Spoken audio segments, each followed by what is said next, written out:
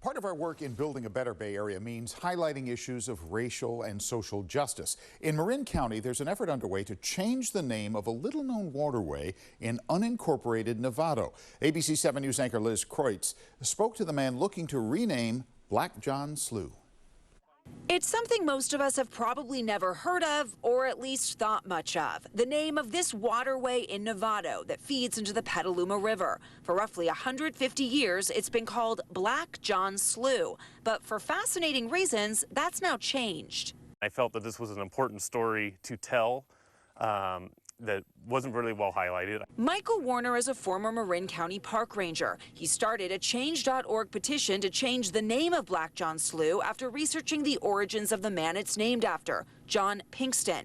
It's believed Pinkston was born into slavery in the West Indies before becoming one of the first black settlers in Marin.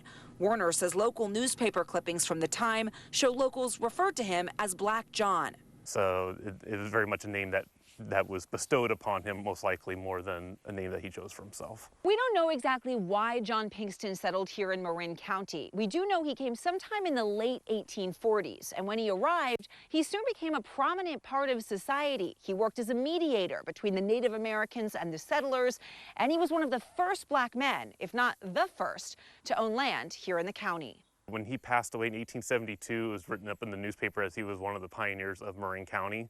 And that's why it didn't seem right to Warner that Pinkston was being called out for his race when no other settler was. He should get the same recognition and the same honor as anybody else who would have been a pioneer in Marin County at that time.